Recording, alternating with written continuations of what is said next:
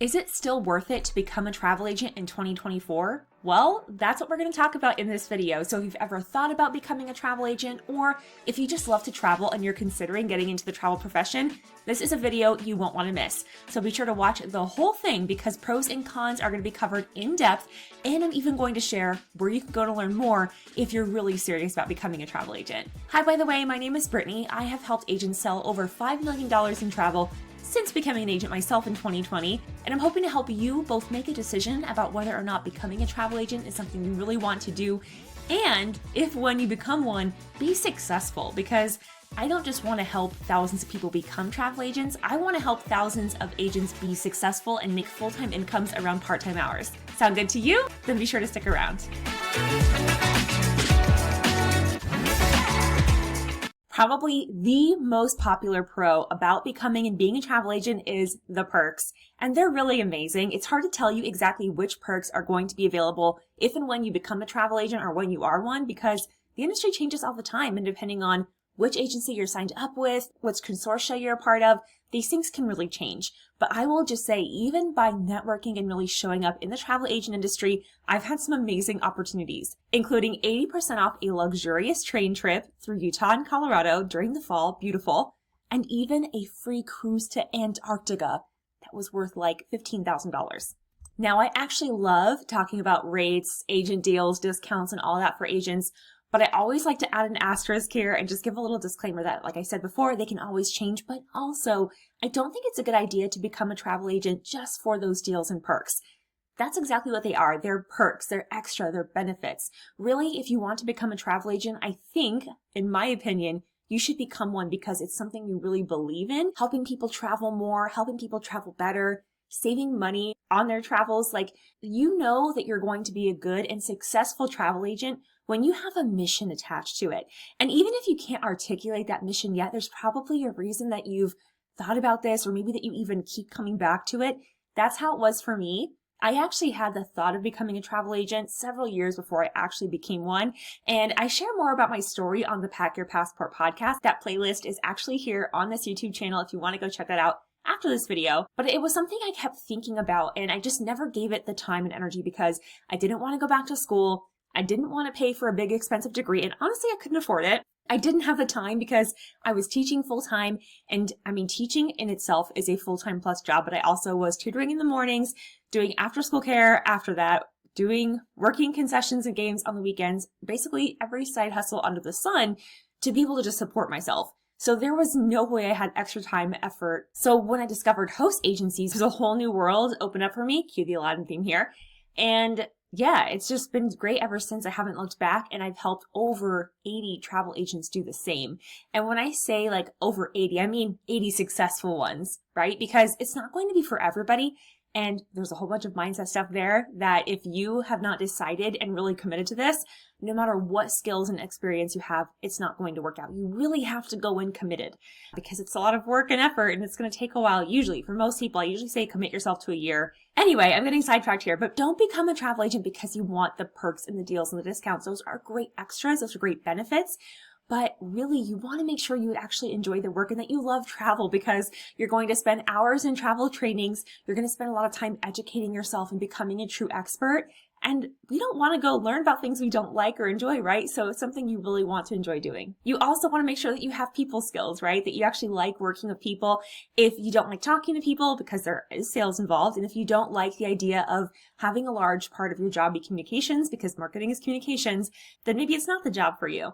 But if you're still here, I'm guessing you're at least intrigued. So one big pro is travel agent perks, deals, discounts, and fam trips, which I will dive more into in a separate video, but definitely check out my Instagram right now. Loads of videos. I share fam trips on there if you want to experience those. Really amazing. You can get like up to 90% off and sometimes even free opportunities. And I'm talking like all expenses paid. Some are free, some are paid, meaning even sometimes your flight, but always check the details. Okay, let's give one con. One thing I don't like so much is the irregular work hours. Now, I will say you can kind of mitigate this depending on what the expectations of your clients are, and that means which expectations you set. And I have gotten to the point in my own travel agent business that I tell clients that I will not be available for them during their trip. And that surprises many people, but it's just because I can't promise that I will be because of my own work schedule and also the other things I balance. So I am there to help them research, to help them plan, to help them book. And I will, of course, check in with them throughout the trip to see how they're doing.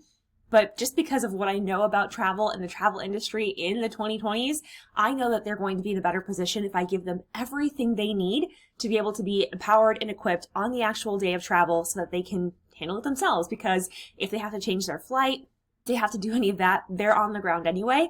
But I can save them so much time and effort and energy and money by helping them in beginning phases. So I think client expectations are really clear, but it can still be kind of a drag, especially if you have a text or a message at like 5 in the morning and you weren't planning to wake up until 7.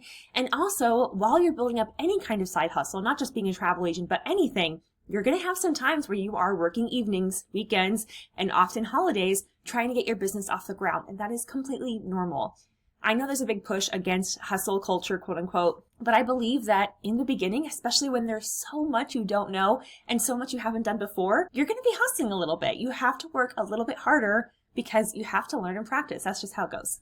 The good thing about irregular hours, though, is the flexibility. Okay, because I have been able to do this job all over the world. And when I say all over the world, I mean it. On that cruise in Antarctica that I was talking about earlier, that I got to go on for free because it was a fam trip, I actually had internet, which I couldn't believe that I was down in Antarctica and that I had internet, but I was able to still take care of things. It wasn't as fast as I would have at home, but I was able to still take care of business while on the cruise ship. Now, it does mean the lines are a little bit blurred. So if you want a life where you work X amount of hours and then X amount of hours are family time or personal time, then yeah, you might want to consider, is this the right career for me? Or are there some different boundaries I can set up to enforce that?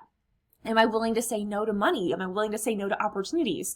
And there's nothing wrong with that if you decide this other thing is more of a priority, but it is something you'll want to think about. Lifestyle is a big part of this, and I really do consider being a travel agent to be a lifestyle business, especially because nowadays, travel agent is really just one hat we wear. And I always tell this to agents, you are also a blogger, you're a videographer, you're a photographer, you are a media personality, right? That's technically what I'm doing right now is I'm creating media on YouTube. And I tell the travel agents to do the same thing. I want them to be known as experts in their field, in the travel niche that they have, in the destination, in the specialty. But you get to choose where you do it and when. Like, isn't that amazing? Especially once you have reached those first few milestones where you're either able to quit your job or at least scale back and work either part-time or just reduce your hours at work. Oh my gosh. The amount of mental clarity and space and happiness and way less stress that I have now compared to when I was working in the classroom and working other jobs to pay bills and also being a travel agent and building this and getting it off the ground, that was a lot of stress, right? So I'm much happier now. But I do like to be real with agents and say, yeah, it takes some time to get to that point. But if you can look ahead, if you have that future vision, this can be a super flexible career. In fact, especially because it's commission-based, you can work on one big project for maybe like a month, get a payout of $5,000, $6,000, $7,000, and then not work again for 2 to 3 months. So you totally get to choose how that looks for you. Okay, this is the second con, and that is high competition, or some people will say the market is saturated. I don't love that phrase, but I understand where people are coming from. Because the perks are great, and because there's so much money to be made, because the job is so flexible, because it's a kind of a sexy lifestyle that so many people want, and because it is something that's so aspirational, especially now after 2020, everybody wants a remote job. Everybody wants to be able to travel the world while they're making money, right? So this dream that's sold, and also the low barrier to entry, and I get it because I'm part of that too, I talk about those things here on this channel, means there are a lot of people doing it. But I would argue that they are not all doing it well. And that is what I really want this channel to help you do, because being able to become a travel agent, that's just step one, right? Like being able to take your course, doing your course, passing your test, figuring out your specialty, those are important steps, and it is a lot when you're getting started, but that's not where the real work starts. Taking time to think about what is your niche or specialty, what do you want to be known for, what is it that you really believe or stand for or stand against in travel, that is when the real work begins. By the way, another really awesome YouTube channel that you should check out is the Travel Coach Network by Sahara Rose DeVore. She talks so much about getting really deep with your niche and your mission and your vision. really great for anyone who really wants to be an authority in the travel industry, not just a travel agent, not even a good travel agent, but a great one. So another good resource for you. But as I mentioned before, being a travel agent is just one hat you wear, right? So when you really consider that we're building personal brands, that we have all these different assets that we're building, websites, YouTube channels, podcasts, whatever, that service is just one piece of your total overall brand and business. And the really good thing about that is there's really no competition because you're in a class and a league of your own. There is no one else out there that offers what I do, that has my experience, that has my story, that's had my struggles, and that has the strengths that I do. I've built a really particular set of skills. I always feel like Liam Neeson when I say that, but I have, right? So mine are going to be really different than someone who has a different niche specialty or even just their personal demographics. Someone who is 25, unmarried, single, traveling the world, they have a really aspirational lifestyle in their content as a travel agent. They are going to have a different kind of client and maybe even a different niche than someone who's married in their 40s with 3 kids. We can already kind of see which kind of travel they would focus on for themselves and how their expertise might be different. So lean into whatever makes you different and unique, and then not being able to stand out is not even going to be a problem. There won't be any competition. Of course, the biggest pro probably, aside from the perks, this is a real one, is that it's a passion-driven career, right? And that's why so many people are drawn to it. Travel is something that we love. It's something we're drawn to for a reason. And there are amazing perks, right? So of course, people who work in the travel industry are already passionate, but people who are travel agents, and not just good ones, but great ones, they're even more so because they really believe in what they're doing. They travel themselves. They love taking trips. They are about it. And if we think about travel as a product, because we think of like sales and what we're doing, you ideally want to be living the product, right? I mean, I'm sure that part of the reason, at least, that you're drawn to being a travel agent is that you want to travel more yourself. You want to travel like an insider. You want to find these deals. You want to find these hidden gems and opportunities. It is a highly passionate field of people. And because of that, I have met the best people. I don't even know if I put that on here. Making friends. Yeah, I did. Okay, great. But yeah, making friends, because I meet the most passionate, the most on fire people, and it gets me fired up. That energy that you share when you go to networking events, when you go to conferences, when you're just talking to other people about travel who get it. Sometimes you live in a place where your family and friends don't get it. You don't want to be seen as bragging. Maybe it's the culture that you're in. I lived and worked on a reservation for 5 years, so I definitely understand if that's where you're at. If that's where you're at, you need to be around your people so you can feed off of each other, right? And that is a big part of it. Once you're in the travel industry, you're going to see that you're not as odd or different as maybe you think you are because you're the only one you know who does that. It becomes a new normal for you. And let me tell you, it is amazing when your standard of what you allow for yourself elevates. We know that travel is a passion-based career. So let's talk about another con now. And that is dealing with people, and clients can be very difficult, but especially clients, because as travel agents, we want for them to be happy. We want for them to have a good time, both for their sake, but for our own sake, right? We want to get good reviews. We want to get referrals. We want for them to come back to us over and over again. But not all clients are made equal. And there are some clients I will never work with again because the money wasn't worth it. So you really have to know what expectations of your clients are, what they can expect from you. You need to know what your own standards are. What will you allow? What will you not allow? What do you prefer?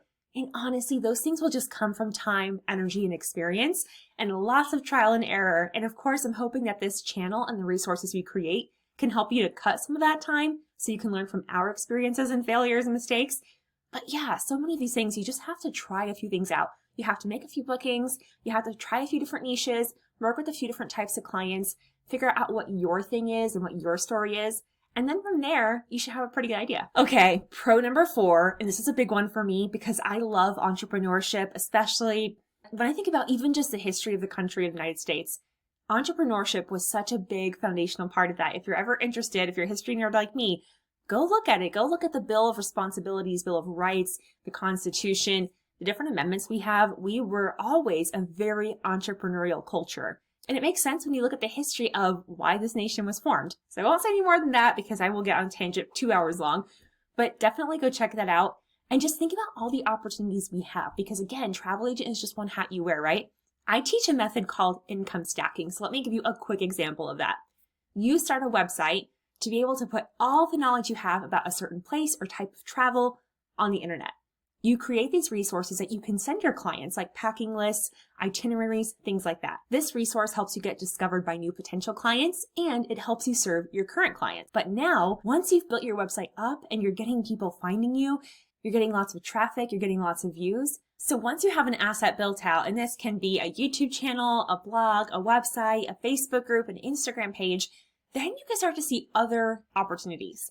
Now, be careful, danger zone here. Many times we get super excited, and myself included, and we build out all these different platforms and channels, and then we do each one in a kind of mediocre way. We're not really strategic, and then we're just posting to post. And while I do believe that if you are going to do social media marketing, it is really good to get into a consistent habit of posting. If you don't have a plan for what you're going to do with those people who find your posts, who follow you, so on, then it's not really going to help you. You're just going to be posting and posting and posting and not really having any benefit from it.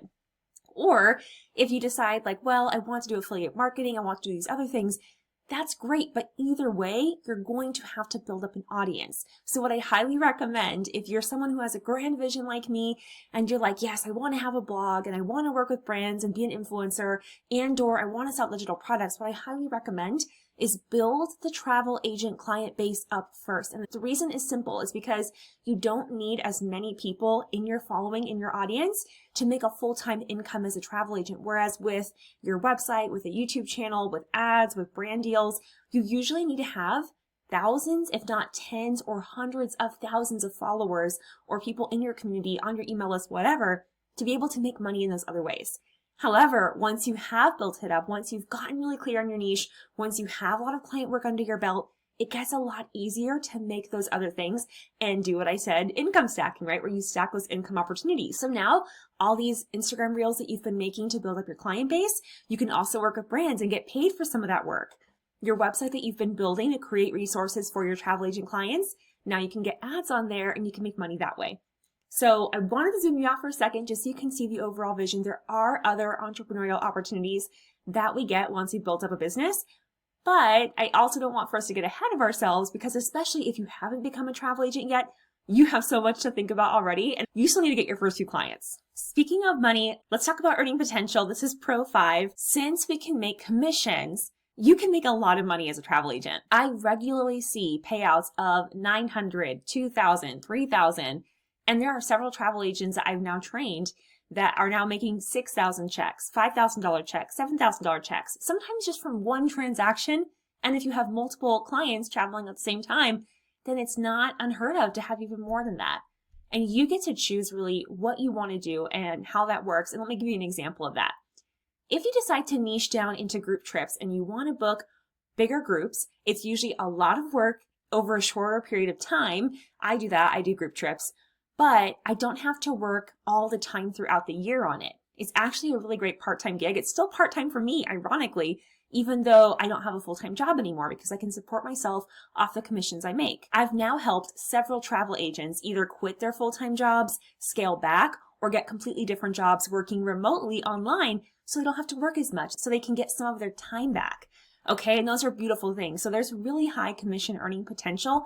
Are you going to come out of the gate with $7,000 and $8,000 checks? Probably not. That's just not how things work. But once you know what you want to be doing, do you want to focus on fewer transactions and work a lot during few times a year? You might want to do group trips, destination weddings, honeymoons, things like that. Or maybe you want to have recurring, consistent income and you don't care if you get those big cash injections. Then maybe you just want to do trips here and there, regular vacations, and between like $5,000 to $10,000. Which I know some of you are probably going to say, what? Who is that a regular vacation for? Well, that will be in a future video where I talk about where to find clients and how to make sure we're attracting clients that actually have a budget to spend that's going to make it worth our while. But yeah, there's very high earning potential and it's basically uncapped, which is really exciting. Okay, con number 5. I actually don't think this one's a big deal, but some people may not like it. And that is the fact that we are constantly learning. And that can be really exhausting at the beginning when everything is new and you don't know what you don't know. But think about it. You're not just learning about travel itself and all the partners and all the companies that we work with. You're learning how to be a travel agent, how to get organized. You're building your systems. You might hire people to work with you and for you. So then you have to learn how to be a boss. You have to learn about communication. management, all these different things. So it's a lot. And because the travel industry is always changing, because destinations change, people, consumer behaviors change, marketing changes, it's a lot to keep up with. And I don't want to pretend that it isn't. It's a lot. But the good thing is, like, for example, if you're not a travel agent yet and you're thinking about becoming one, being a part of our team is great because I send regular updates daily. So if you keep an eye on your inbox and your emails and in your chats, then you'll be good to go. I've got you covered there. Okay, this one's a pro, and it is building relationships. And I kind of touched on it already about how you really can make the best friends in this industry because you know that everybody has your shared interest and passion of travel. And also because they're typically working towards that same flexible lifestyle of being able to travel more and travel more frequently. They tend to be a pretty adventurous bunch. Like, I have been able to do meetups across Europe and the United States because I know people will do it. And now I'm branching out into the Caribbean. I would love to go on an African safari and also do a trip in Japan. And these are things that we will work up to as a community. I have people who are just willing to go sailing in Croatia with me. I have people who are willing to meet me in the UK for an event because why not? And once you start getting around people who are willing to make moves like that, it really does something for your brain of seeing what's possible. It really expands what you see that you want for your life. And I just think that's such a beautiful thing. One big con that really stresses people out is the liability for mistakes. I will say that it can be stressful when you're making your first few bookings, especially because you don't want to mess anything up. You don't want to get a date wrong. You don't want to get a child's age wrong or anything like that. And of course, you want to be really careful about that stuff. However, the really good thing is with many host agencies will actually include errors and omissions insurance. You'll often hear it called E&O insurance in the travel agent world. So depending on the insurance policy, and of course, disclaimer, I'm not a lawyer, I'm not an accountant, I'm not an insurance professional, so always advise any contracts that you have, any information you have. But you're often at least somewhat protected as long as you follow their policies and procedures. So that's really good to know. That gives me a lot of peace of mind. And then also with that, there are some things that maybe just for your own sanity you won't do, or that you won't do right now, or maybe something will be a future thing for you. Let me give you an example of that. When I first started, I booked anything and everything a possible client could want. Now I don't book flights for people anymore. The reason for this is really simple. When we look at how airlines operate, it is actually much better for that person to make the change either in person or on the phone than for me to try to contact them when they're right there at the airport. It just doesn't make sense. And also the commissions for flights, that's another common question we get is, do travel agents get deals on flights? Do we get discounts on flights? No, we don't. They're basically the same. I mean, you can maybe get like $10 or something. Now, the exception to that is travel agents can sometimes get their clients deals through packages, and that can be a really great deal. You can save thousands of dollars on that, where the flight will sometimes be free, basically, or comped or at a very reduced rate because of the company they're working with. I'll stop. I won't say much more than that, but I will say there are some cases where it's worth it to include the flight for clients. But the stress for me about flights being wrong, I was just like, I won't do it. So what I actually do with my own clients is I will book everything else for them. And then as an added extra layer of service, I will do flight research and I'll say, hey, based on what you're looking to do, where you're looking to go, here are some really great deals I'm finding from these airports. Are you willing to go to this airport? And I will tell you, they often appreciate this because many people would rather book their own flights usually at this point, especially if they deal with points or miles and they want to get their own rewards. So they really appreciate that extra layer of service. And I will say here, this is just kind of an added bonus tip for you. If you're thinking about becoming a travel agent or if you recently became one, actually just right now, one of the agents in my agent chat was asking, there was this promotion about sharing a free cruise for teachers, nurses, firefighters, etc. And someone asked, well, is it worth it for us to share if we're not going to make money from it? And I said, well, yes, of course, because one, it builds goodwill with the client, or not just your clients, with anyone who's following you or friends with you. And it's like, wow, thank you so much for this deal you shared, because if you could take advantage to go for free, great. But two, it's a lead magnet, right? Because people are going to ask, oh my gosh, I saw the free cruise. Is that true? And now it's going to start that person getting more messages, right? So you learn these tips and tricks over time, but I really do think building relationships and putting out goodwill is the best way to build a business. And where the liability for mistakes, and I think that when you focus on the relationships, and if you do make a mistake, it will be much more easily and more quickly forgiven because you've taken the time to really network and build goodwill. One big pro for me is the variety in the day-to-day work. I really need this. I really thrive in an environment that really changes day to day. It's good to know best practices don't change, but as far as what I'm actually doing for the work, I really like to have variety. So sometimes I'm working on my own social media content like Instagram Reels, Facebook Reels, things like that. Sometimes I am on a group trip myself. Sometimes I'm booking trips for other people, and I really like that. I don't want for every day to look the same. That was one big reason I was unhappy having a normal full-time job. So you might look at that and go, oh, I don't like variety. I want to do the same thing every day. And if that's the case, then maybe that's not a pro for you, but that's good to know before you become an agent, is no 2 days are the same. And I think that as a pro, I love for my days to have variety. Okay, con number 7, and this is a big one for me, paperwork and organization. 2 big pillars, cornerstones of your work as a travel agent. There is so much paperwork. Thank God we're moving towards a more digital society and there's not as much physical paperwork and mess to have, but there's still a lot of digital paperwork. You have to get signatures. You're talking about credit card authorizations. Because we have such big transactions too, we're talking thousands to tens of thousands of dollars.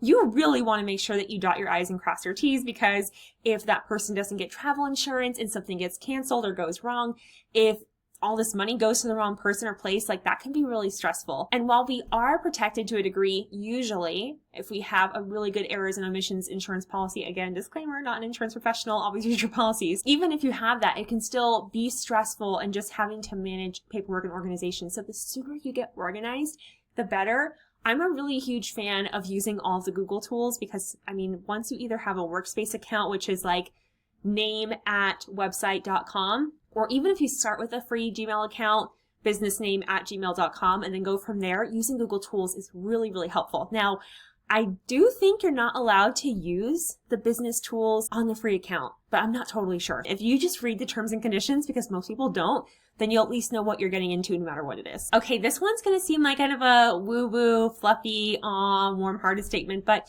being able to share your knowledge. I have learned so much about travel, what to do, what not to do, where to go, where not to go, what's worth seeing, what's not, all of that in my years of travel, because I have at least 10 years of travel experience at this point, if not more, probably. And the fact that I can help somebody, I have so much travel experience at this point, over 10 years of it. So if I can help somebody else save time, save money, have a better experience, especially when you consider as a travel agent, I travel abroad 4 to 7 times a year on average, sometimes more, sometimes less. I'm traveling on average 3 to 5 months per year.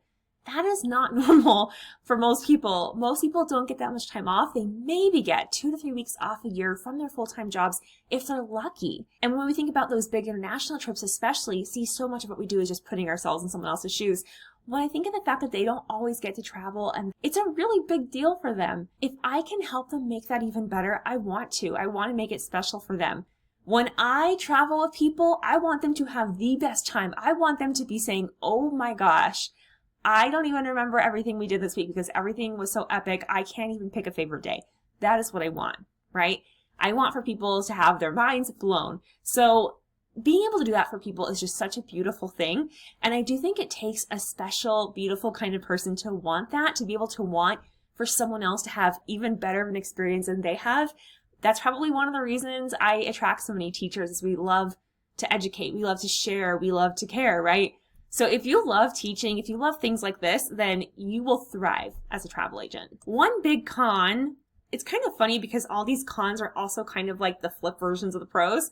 But one big con is that it's a commission-based industry. So I mentioned earlier that the commissions can be really high. We're talking about single client transaction paychecks, $2,000, $4,000, $5,000, $6,000, $7,000, and that is awesome. But the fact that it's commission-based is also a double-edged sword, because what if you're booking someone's trip and it's only $1,000 and you only get like 20% of that or less? Then you're like, oh, that's kind of a bummer. And you only get like 10% of that. You can start to be like, wow, that's a lot of work for not as much pay. We will get to that in a future video. But I will say there are some things you can do to be able to make sure that, one, you're not doing a whole bunch of work for nothing. A lot of that comes down to qualifying your clients in advance, which we will often talk about. And then also doing ethical upselling. And upselling is really just adding things on, but we don't just want to add things on to help to make people spend more money, right? We want people to have a valuable experience. Let me give you an example. I went to that Antarctica cruise and they asked me if I wanted to go kayaking on the open Antarctic peninsula. And I was like, oh, of course I want to go kayaking. How much does it cost? It was actually very reasonable, but that was an ethical upsell. It was a very natural one too. It's like, hey, you're here. And then also when you start seeing people go out, you're like, oh, I want to do that. That looks so cool. So upselling is really just thinking, what do they like? Sometimes it's a pain point thing of making sure they have insurance, which I definitely recommend to make sure that every single time you book something that they have insurance, okay? You can't force them, but please strongly encourage them to do that. It's really for your interest too, making sure you get paid and making sure that your client's having the best possible experience, that they're safe, all that jazz. But it's anything that either solves a problem or that makes the experience better. That is when an upsell comes in. And sometimes the upsell is worth it. So you just kind of have to play with it because often you just have to know the person, and that comes down from spending time building those relationships, connecting and networking with others. Which leads into my pro number 9, and that is the networking opportunities. I have met some really cool people. So let me just give you the Antarctica trip, for example. I was on that trip with other travel agents, travel creators. So we're talking influencers, TikTokers, YouTubers, all that. And I just met the coolest people. I've had the opportunity to go network with people doing amazing things in and out of the travel industry, and also maybe for their local hometowns, for their home countries. I just feel really grateful to be in this industry and space. And I feel so thankful every day that I get to work in my passion, because I know that's a privilege that not everybody gets to have. You can have it though. You get to choose. If you love to travel, this can be your life, which I just love for you. So it's an amazing thing. And I mean, the fact that I know people all over the world who are such gifted creatives, that they make these amazing videos and that they capture with photos the stories of these places and people, like, it brings me to tears to think about it. It's a really beautiful thing. The fact that we're helping to bring tourism to places that maybe would be financially struggling otherwise, or even just helping people see these beautiful places that maybe aren't getting as much marketing or publicity or press as other places. I really do think we're doing amazing work, and it's a cool industry to be a part of, and it attracts the best people. But one con about this industry, the fact that it's always changing and evolving and attracting creatives, is it also has a lot of volatility. Because travel isn't an essential need, although I would argue it is, but because it's not a basic need like food, housing, shelter, in economic downturns, it can sometimes happen that travel budgets shrink and decrease. However, I'm also a big fan of ever pivoting. So when the pandemic happened, for example, everybody said, oh, this is it, travel is over. Nope. Travel bookings were up. It was just a different kind of travel. People were booking. People were doing national park trips. People were doing road trips. People were doing vacation rentals, which can be commissionable, by the way. So there's always opportunity. You might just shift how you present yourself, but you have to be willing to deal with a little bit of change. I already kind of mentioned that in this video. If you're going to be any kind of business owner or entrepreneur, whether you're a travel agent or something else. Pro number 10, we're getting to the last but not least ones, is the freedom to niche down. I think this is kind of a funny statement when I was looking through it, but I was like, actually really is true though. When we're talking about to niche down, you get to choose what you're going to be an expert on. Isn't that amazing? If you think about what we're typically taught, we go to school, we're told what to learn, we don't really get a lot of choice. We go to college, we have to choose a major, but only from the majors available to us. We have to choose our classes only from the ones available to us. And everything is kind of like laid out for you. It's which path. You get to choose your niche. You get to choose what to specialize in, and you get to choose how you differentiate yourself and how you stand out. And while that can be kind of stressful too, because you're like, it's all on me, the best part is it is all on you. You get to choose, and you can do multiple things, by the way. I actually have a love-hate relationship with the word niche, but I do think it helps to explain what it is. But I don't just book group trips. Even though I talk about that and position myself as group trips, I still book other things too. It just depends on, honestly, do I vibe with the client? Do I want the money? Like, let's be real. Like, sometimes I'm trying to save for a trip myself and I'm like, all right, I need $400. Let's do this, right? Like, that's just how it is. That's how life is. But you will get to a point, and I actually have agents who are making more money than me as travel agents, which is such an amazing gift and honor. And they do get to choose everything, because they'll either be like, if I really want more money, I'll go work another side gig. I'll go drive Uber. I'll go do something else. They don't want to work with clients they don't like. You can have that opportunity too. The freedom to choose is where the freedom comes in. The freedom to choose your clients, to choose what you talk about, to choose what you learn about. I have never been on a traditional cruise, at least as of when I'm recording this. That might change in the future. So I don't learn about cruises. I don't book them. I don't book flights because they stress me out. I don't provide on-the-ground support for my clients unless I'm traveling with them. That's very different. You see, maybe someone might come up to me and say, oh, that's not really what I'm looking for in a travel agent. And that at that point, I would say, that is totally fine. I understand. I have 80 other amazing agents who would love to work with you, right? You get the freedom. You get to choose. And if you choose, I need to prioritize money right now, then you can do that and book everything for everyone under the sun. There's nothing wrong with that. You get to choose what your life and your business looks like, and not many people can say that. And then with that, making yourself stand out, the final con is marketing yourself. Every single person I talk to, whether they're becoming a travel agent or they're considering it or they have become one already, says this is the single hardest, most frustrating, least enjoyable part of it, is marketing themselves. They hate it. They don't want to be marketers. They don't want to be thinking about which words are going to convert the best and what do I post on social media. Although I will say there are plenty of ways to have a thriving and successful business as a travel agent without social media. So you don't need it. We will have an episode coming out pretty soon on the Pack Your Passport podcast. The playlist is here on YouTube, or you can find it on Spotify, possibly other channels by the time you watch this, where we talk about ways to grow a travel agent business without social media. And if that's something you want, you can totally do it. But marketing is usually something that's kind of just a struggle for so many. Thankfully, I'm really good at marketing. I really enjoy it. So if you do decide that you want to become a travel agent, we will help you. We have this whole academy that we take travel agents through. It's really a whole journey of figuring out who are you and what kind of travel do you like? Who do you want to work with? Why do you want to do that kind of work? And then you kind of go on this journey to figure that out. And then how do you actually say it and communicate that? Because you do different kinds of work as a travel agent. There's the work you do, there's talking about the work, which is the marketing, and there's learning about how you talk about the work and adjusting it and tweaking it and doing copywriting and email marketing and all these other things. But you will get there. It's a journey. You have to add one thing at a time. So I cannot wait to talk more about this stuff, to dive even deeper. If you're not already subscribed and you're into this, either because you want to be a travel agent or you're at least interested in learning more, or you're already a travel agent and you're like, I do struggle with marketing. I don't know what I'm doing. Follow this channel. Seriously, you're going to get so many more tips. The podcast is a great place to start if you're thinking about becoming a travel agent. I am so thankful and grateful that you've come this far. I have more for you though. If you want to see 10 more pros and cons, I have a blog post where I went even deeper on this. If you go into the description, you will see it there. So you can go see 20 pros and cons. And I get even a little more real because I always get a little bit nervous on YouTube because I'm like, oh, it's public. My face is here. But if you want to see some more of my own personal reflections on this, where I get really, really real, with all of my experience working with hundreds of agents at this point, even though I currently work with 80 on a more personal one-to-one basis, I've actually helped hundreds of agents and have spoken at conferences about this stuff. So if you want to learn more, go to my episode description, go read that blog post, get on our newsletter, and get more of this stuff in your inbox so you can have that weekly reminder that this is something you really want to do. Again, my name is Brittany. Thank you so much for watching and listening. If you haven't already, hit subscribe, like this video, and when you do subscribe, hit that little bell so you never miss notifications of when a new video are posted. If you haven't already, I'll put our QR code somewhere up on the screen so you can follow us on Instagram. Act like you're going to take a picture, point it to the QR code, click on the link, it'll take you right to it. And yeah, I think that's it for now. I'll see you in the next video, or you'll hear me on the next episode of the Pack Your Passport podcast. Bye for now.